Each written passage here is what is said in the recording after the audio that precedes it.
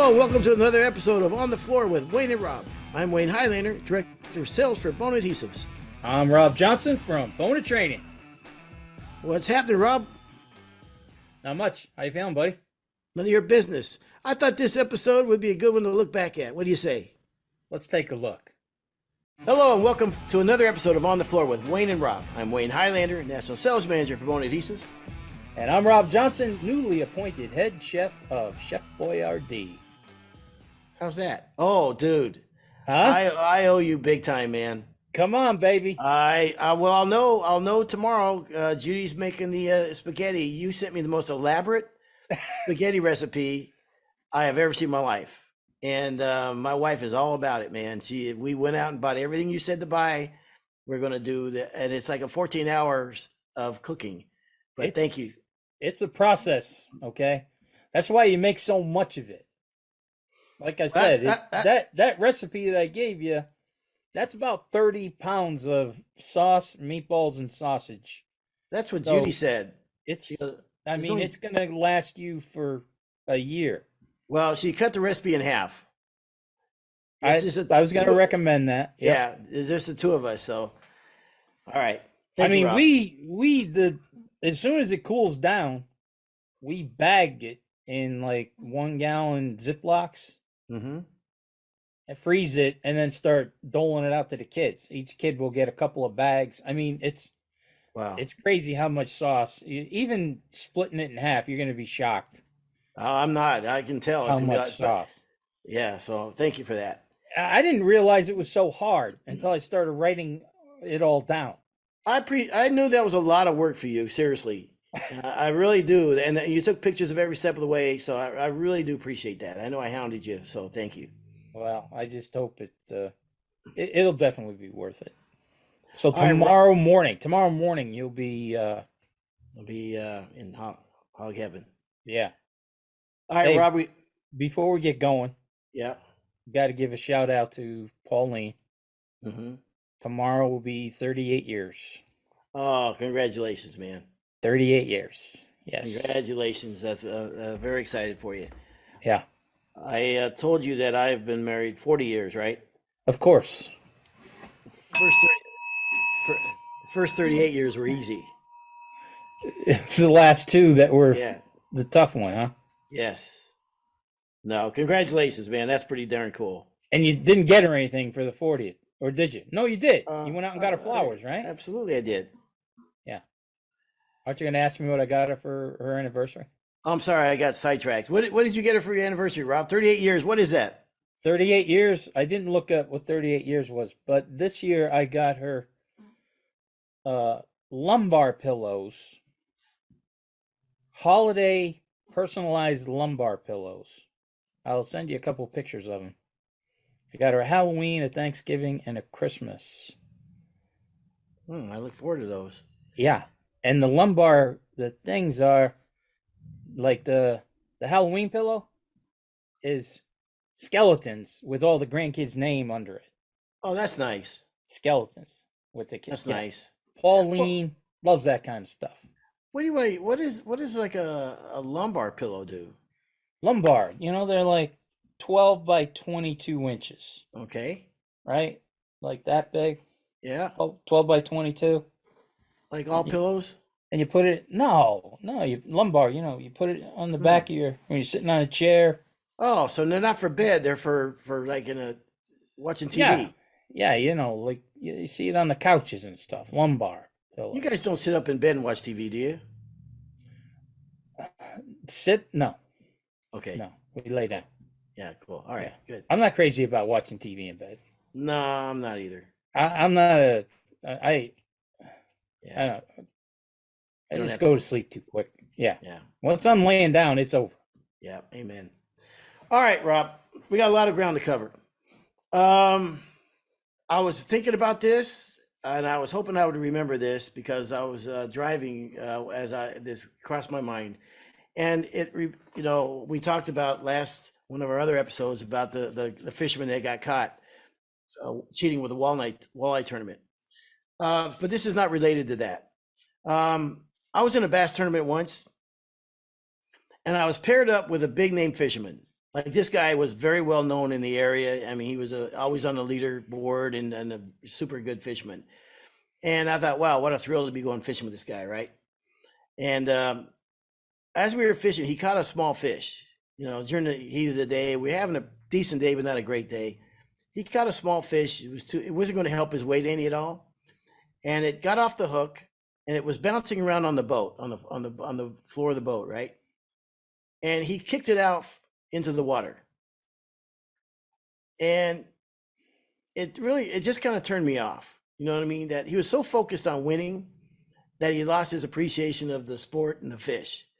And it just kind of, just rubbed me the wrong way. And I thought to myself, like, I don't want to ever lose the appreciation of the art of sanding and fishing hardwood floors, and how much the craft of that has always meant to me my whole life, and how much I enjoyed it. And I, knowing how hard it is too. And actually, I've had people debate whether, okay, do you think hardwood floors, is it an art or is it not an art? What side do you land on that, Rob? Well, anybody who's been to my training knows where I'm at with that. It's not a service business. We are not a service industry. We are craftsmen, and it's art. Yeah. I mean, with everything that we do to a floor, color, sheen levels, texture, all of that stuff is all in the eye and the feel. It's not, we're not laying pipe, it's easy now.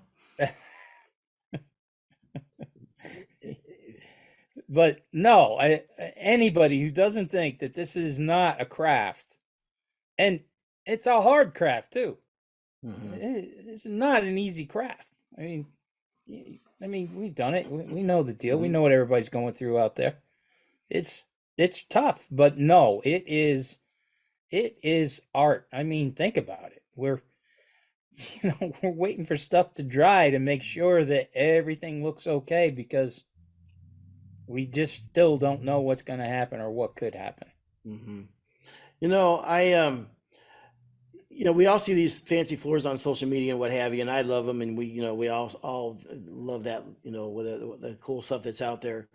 But I also don't ever want to take for granted or be disheartened, for guys that have never had one of those high profile jobs. I mean, there is so much satisfaction to me in a standard straight lay sand and finish, and when you master every aspect of that job. I mean, even a scraper that is cutting perfectly, when you're going around scraping the edges and it's just peeling back that wood beautifully. You know what I mean? It's sharpened perfectly. Your sanders, your edging is super flat, and you're not leaving a lot of edge marks. Just the craftsmanship involved in that, I think, is beautiful, and I don't want to ever lose that. How much I appreciated that, not leaving any scratches behind, or not losing sight of how that fresh sandpaper is cutting that white oak floor and exposing that, what's underneath it, and or a perfectly stained job where it's even from wall to wall. You know what I mean? Yeah. All those things. I really think that, yeah, you may not have a high profile job that's on social media that everybody gets to look at, and all these things, but damn it, there's a great deal of satisfaction to me, and something very honorable about just, hell, even that feeling of a T-bar gliding across the floor with fresh finish underneath it. You know what I mean? When it's laying down beautiful, and you look back at the floor and it looks like glass. Yeah. I think there's just something. There's a lot of satisfaction in that. Yeah. A guy, it's funny you said that, because I just saw a guy up on Instagram, and yeah, like you said, everybody loves to put their, big time profile jobs out there. But this guy, it was his first cut, and it looked like it could have been, 10 or 12 inch, 180-year-old, the floors I'm talking about. Yeah. Right now it would be a subfloor for most guys. But I love when a floor guy, including myself, I'm going to pat myself in the back here. I'm going to take one from me. Okay. I used to love a job like that. Yeah, they were going to be miserable. It was going to be absolute misery. And I loved that guy, he was taking video of his first cut, and he happened to be using my favorite Bona HD belt sander. Okay. The Bona Belt HD. Love that machine. Everybody knows I Yeah. do love that. And I think that's what caught my eye first. But then when I looked at, that top nailed, crowned, and the guy was making, a couple of passes and it was just barely cutting half of the board. And I was like, oh, yeah, this is Mhm. going to be, this is what separates the men from the boys. I know that I'm not supposed to say things like that, but I can't wait. I hope he puts up more pictures when he's done, because those are the ones that I think are the best for a craftsman, are the ones that, like, people are looking at their floor going, no way. There's no Yeah. way he can bring this floor back. Hmm. Those are the ones that I love too. Well, and those are the ones that require the most patience. You know what I mean? Because you got to go through it, man. You got to go through every step. But if you go through every step and you don't razzle dazzle it, you'll get there and you'll find a beautiful floor underneath it. And I'm going to say something else too, that, as I was driving home from Michigan, I had a long 10-hour drive home, and I was thinking about it on the way home, that, there's something else to consider. And I'm going to mention some words that will describe existing floors that we sometimes run into, right? We run into floors that have many flaws in them, in disrepair, and they've been abused over the years, and they have signs of wear and tear, and maybe neglect, or they've been uncared for. But with a great deal of putting your head down and grinding and polishing and perfecting, you can turn those floors into something beautiful. And I can use those same exact words to describe some people: abused and neglected and uncared for and wear and tear. And I think in our industry, sometimes there are people that have struggled with addiction or alcohol or those type of past issues. I think that this trade is a great place for second chances. You know what I mean? That people that, and there's a, and I've that have done that and had those issues and put their head down and worked their butts off and grinded and everything, and also turned into something beautiful. So there's no shortage of examples of that. I've known so many people in our industry that have had those kind of issues, and in a way, the flooring industry kind of has been a savior to them. You know what I mean? Yeah. And because it's hard work, and if you put it in, you know what I mean, you can take a floor and you can make it something beautiful again. And I think there's the people in our industry that sometimes have struggled with those issues, that it's done the same thing for them. It's almost, they kind of parallel each other in a way. See what I'm saying? No, I worked with a guy. I worked with a guy who he'd been in Vietnam. He got kind of messed up from Vietnam, and turned out, he ended up with a pretty good drug problem. He spent time in jail. He really just kind of kicked around. He was not a hardwood floor guy. Um, he had just kind of answered an ad that my dad had thrown out, looking for the seasonal help. And the funny part is how hard we work at this, but it turned his life around. Mm-hmm. I mean, it just gave him everything that he was looking for. And I remember one day he goes, the beauty is the most beautiful part of this, it's the struggle. Mm-hmm. The struggle, and to come from, you hear from other people, but I had known what he had been through, because him and I were kind of roommates through the years when we were traveling and stuff. And, the stories of what he went through, and then where he ended up being when I left my dad's company, he stayed, he turned into the foreman. I mean, it really turned his life around, and he loved it. But that was part of what he loved about what we do, was the struggle. Well, sometimes for what I like about hardwood floors, it's like, in the end of the day, it's me against that floor. And when I don't have to talk to anybody, and you just put your head down, and a lot of people that's how they're wired. They don't want to do a lot of talking. They don't want to have to interact with a lot of people. Just give me that floor, and let me put my talents to it, and let me do what I can with this this piece of flooring, and see what I can do with it. And I think it appeals to a lot of people that have maybe been in that situation. that, you know what, I don't need to talk to anybody. You know what I mean? I've got my, in front of me, I got what I got to do, and I know how I can get there and put my head down and just do it. And then you become rewarded for that. And I like that part of this because there is great satisfaction. And I don't care who you are, everybody needs that attaboy, a pat on the back. And I like the fact that these jobs sometimes they're only a week long or 2 weeks long or whatever. So you get to see that's one thing I really liked about it. I was running a jackhammer before I got in this industry. I ran a jackhammer at a sewage plant. Okay, let me tell you something. There's not a hell of a lot of satisfaction in that. There's just not. All work is honorable, but all I can see is the Three Stooges. Man, And you just jackhammering through some kind of pipe and then. Man, you talk about a miserable, hard job, man. We weren't jackhammering on the ground like you see people jackhammering on the street. We were blowing out walls at a 90-degree angle with a 90-pound jackhammer all day. So that's a hard job. So that's what I love about the trade is that in a short amount of time, you get to see the satisfaction of a beautiful job.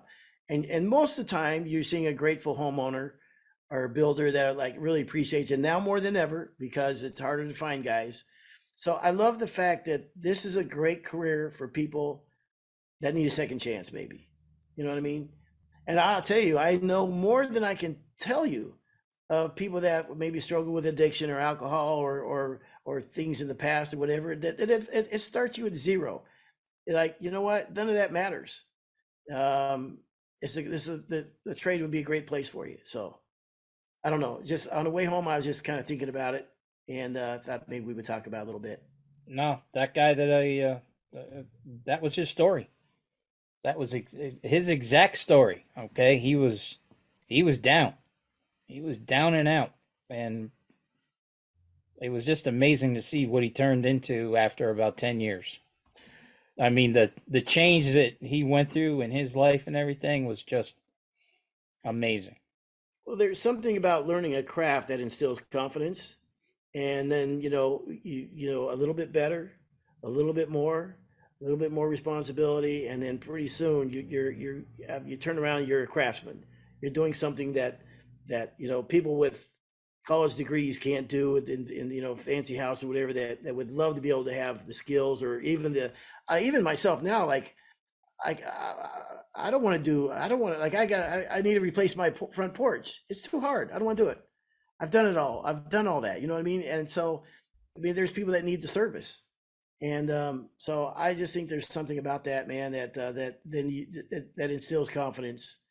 And there's nothing more honorable to me than hard work. I don't give a damn what if you're a shoe shine guy or if you're you're digging a ditch or whatever. I just respect the hell out of anybody that puts their head down and works their butt off. So I don't know. You know what else? I'll tell you that guy that I was talking about. You know what else he loved? He loved being part of a crew. He loved being part of the crew. Okay, there are some, and I've said this before. I love being on a team. I think that's why I like working in the family business and everything, is because we did have a big crew. We had like an 8-man crew, all on the job at the same time. We did some big projects and everything. And there was that whole thing of relying on the guy next to you. He's got to keep his stuff going so you can keep going. And everybody, chasing the same rainbow there. He loved it. I mean, that was another. And I'll tell you another thing that was great about him was he was tough on the younger guys that didn't appreciate being on a crew, being part of the team. That kind of thing. So it was a great time. He was that was a great 10 years of my life working with him and learning a lot from him. I also think there's a very important word that comes along with this, and that word is trust. Sometimes when you lose that where people trust you, and now you get that back. You know what I mean? And people depend on you, and you're that guy putting that coat on. And, at the end of the day, it's all on your shoulders and what have you. And I think there's something beautiful about that. And what that trust comes, again, a confidence that comes with that. And I think that those things come back to you that just like comes back to that floor that was beat up and worn out and abused and whatever, that you bring the oil back to it, you bring the shine back to it, you bring all the, whatever back to it. I think those things come back to you as a person as well. And so I love it. I love it when I see everybody needs a second shot, man. Sometimes the third shot. And I love it when guys get a chance to do it and they take that shot and they do something with it. So I think we talk a lot about the floor industry. I think the floor industry has probably saved a lot of people's life for that reason. Good hard work. Sometimes some people need it, need that. I was talking to someone not too long ago that went to maybe in fact it was you. I think you were in that conversation where prisoners were hand scraping floors in prison. Oh yeah, for 30 cents a day. Yeah. And working harder than anybody. Maybe you can tell us that story, Rob. I thought that was interesting. Well, the guy's name was Mike Sundell, and he had left the previous company you and I had worked for, and somehow he got I don't know how he got it. I don't know how he figured out how to do this, but he had 2 prisons down in South Carolina, 2 maximum security prisons that they had set up hand scraping floor stations. And he said one joke, he said, yeah, I'm not going to mention the name of the company. He said, but when you see this such and such company and says Amish hand scrape floors, he said it was scraped by my boys. In prison. Prison. So I was like, I can't believe that you're doing this in a prison. This is insane. I said, he goes, usually they just made one mistake. Somebody murders somebody. It's, they just made a mistake. He said. So I said, you're giving these guys 7-pound sharp scrapers. I said, they're convicted felons. And he said, listen, what you don't understand is most of these guys have a family. Most of these guys know that they screwed up. They're just looking for another chance. He said, people are standing in line to get involved with this hand scraping thing that they were doing at the prisons. He said, because once you go to prison, you can't provide for your family anymore. He said, now they were paying him a couple of bucks an hour, I think. And it was below minimum wage or, whatever a prison can pay. That was, it doesn't seem like much, but these guys were having a chance to send something back to their family and still feel. He said, we never had a problem. He goes, yeah, we had to go through metal detectors and everything, but he goes, people did not want to screw up one bit because this was such a great opportunity. Hardwood floors, a great opportunity. What cracked me up is that you were saying that these guys worked their tail off. Like you'd think, all right, well, what's the incentive? I would just, I wouldn't work that hard or whatever, but it was the opposite of that. Yeah. Yeah. They were paying him I think they paid him by the piece or by the hour. He said, but everybody wanted in on that gig. And he goes, that was like, what do they call that? Piecework? Nah, not piecework, but when you're, it's going to drive me nuts. You got this gig if you had good behavior. Okay. You know what I mean? However, you were rewarded for good behavior by being able to go and hand scrape floors. Wow. Because he said the other thing about guys in prison is there's nothing to do. There's not a lot to do. He said that's why this was, the guys who were on good behavior things, they were the ones who were, that's how they were rewarded, was getting on this crew. It was crazy. I mean, he was talking to me about it a while. I saw him at the couple of NWFA conventions ago, and when he started telling me, I said, "Hey, Mike, what are you doing now?" And when I just started cracking up. I said, "Only you could have figured out how to get this going." Well, we started off this episode talking about I don't want to ever lose the passion for this, and I don't want to ever take for granted. I hope people don't take for granted because they're not seeing their floors on social media that it's a 400 square foot room and it's just 4 walls. that it's not as important as another floor that's a high profile floor.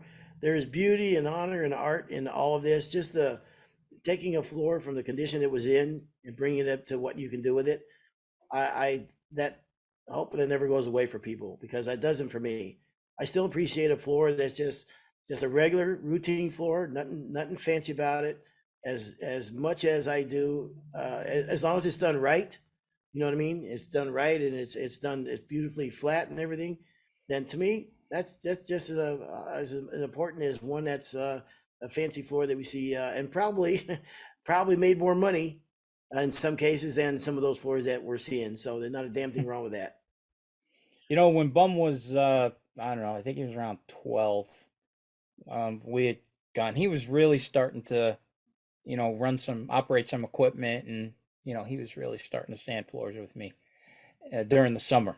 And we went into this one kitchen, old house, probably close to 100 years old, maple kitchen floor, and it had the asbestos tile on top, and so everything was stained, and you had the lines after they took the tile up, and it was a disaster.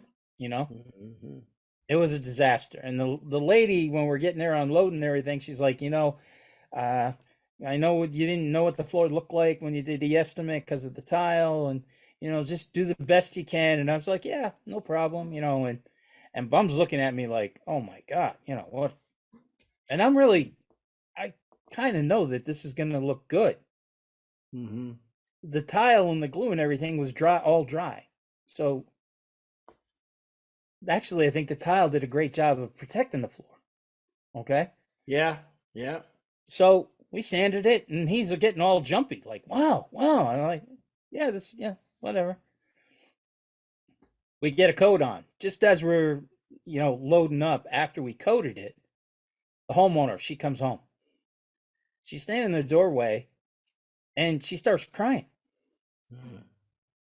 And I'm like, is everything okay? She's like, I just, you don't know how happy I am right now. I had no idea that this floor would look.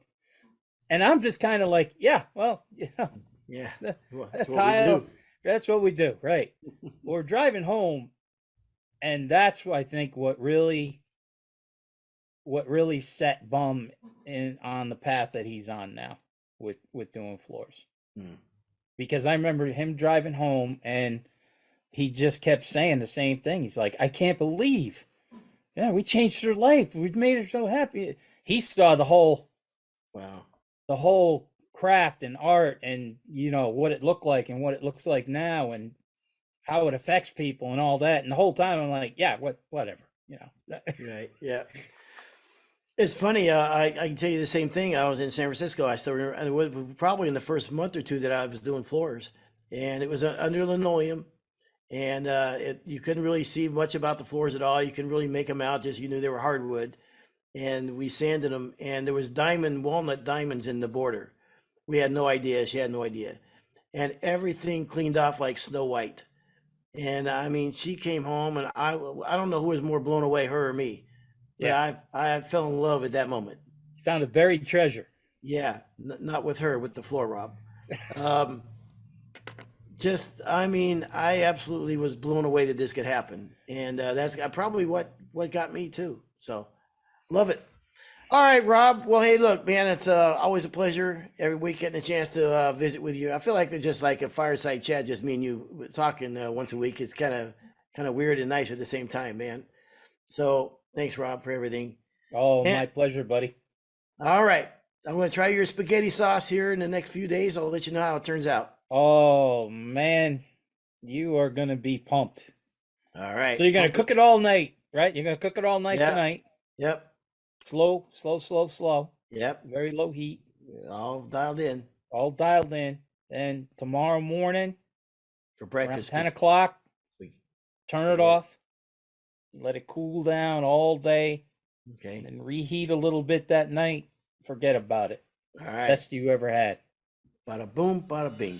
Forget about it. This has been another episode of On the Floor with Wayne and Rob. Please stay tuned for another episode.